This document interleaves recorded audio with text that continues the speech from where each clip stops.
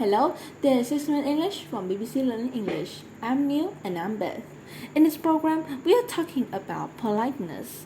Britain has a reputation for being a polite place, where children are told to say please and thank you. But in real life, that isn't always true. You, give me that pen. I'm sorry, that was a bit rude. Well, what should I have said? How about Neil? Please, could you pass me the pen? Fine. Neil, could you please pass me the pen? There you go, that's better. Now listen as BBC Radio 4 presentation, Michael Rosen, who is a well-known poet and children's author in Britain, describes what happened to him one day. Recently, this is how it went. A boy was walking past me in the street, stopped and said, "Hey, you're thingy in it." Now, that one seems to break all the rules. Because it broke the rules, it gave me a problem. How do I answer it? A boy saw Michael Rosen and said, "Hey, you're thingy in it." He used the word thingy because although he recognized Michael, he couldn't remember his name. And he also said in it, which is short for isn't it, to emphasize what he said. So was the boy being impolite, or was he just happy meeting a famous person in the street? And why do we teach kids to be polite in the first place? That's what we'll be discussing in this program, using some useful new vocabulary. But first, I have a question for you, Neil. The British are well known for being polite, as we have said, but there's even an idiom we use in certain situations to remind someone to be especially polite. But what is it? Is it A. Mind your A's and B's, B. Mind your P's and Q's, or C. Mind your X's and Y's? Well, I know the answer to this, but I'm going to say C. Mind your X and Q's, because I think it's brilliant. Okay, interesting. Well, we find out about the correct answer later in the program. So, let's return to the boy who said, "Hey, you're thingy in it." To the famous poet Michael Rosen. Was that impolite or not? Professor Louise Morley, who studies the language of politeness, has an answer. She thinks that politeness as much has to do with the person being spoken to a person speaking. As she explained to the BBC Radio 4 program, Word of Mouth.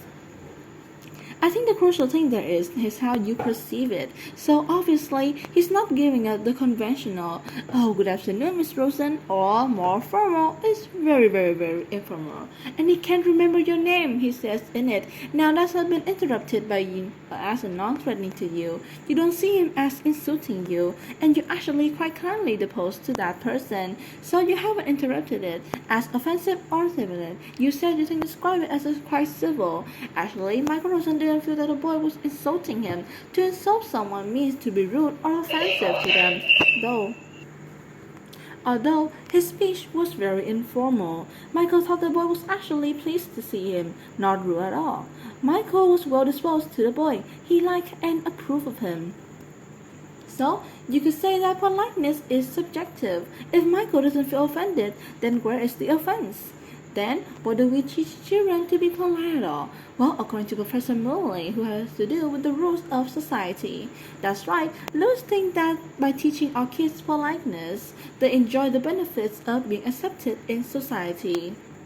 So, imagine how embarrassed she felt when her 2-year-old daughter repeatedly ignored the cook at her nursery school and refused to say hello. Here, Louis Molina telling the story to the BBC Radio 4 Word of Mouth.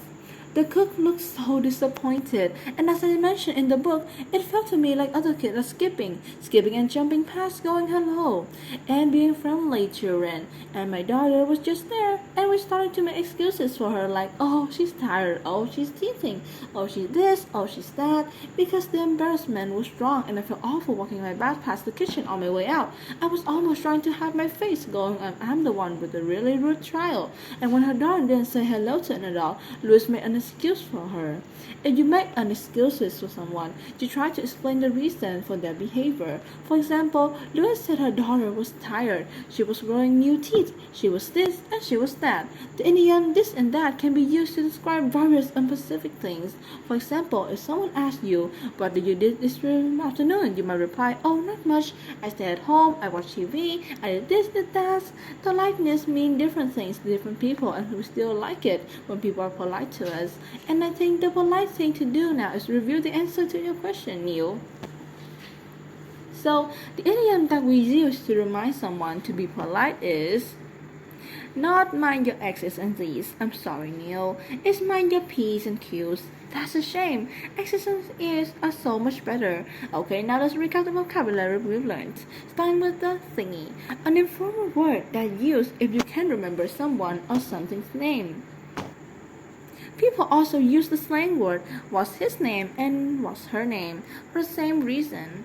In it, it's a short of a tag question, isn't it?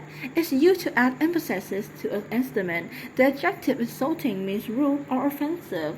And if you're well disposed to someone, you like and approve of them. When you make an excuses for someone, you explain the reasons for their bad behavior. And finally, the idiom this and that describe various of unspecific things. Once again, our 6 minutes are up. But why not try and test yourself with the program quiz available now on our website bbclearningenglish.com. Goodbye for now.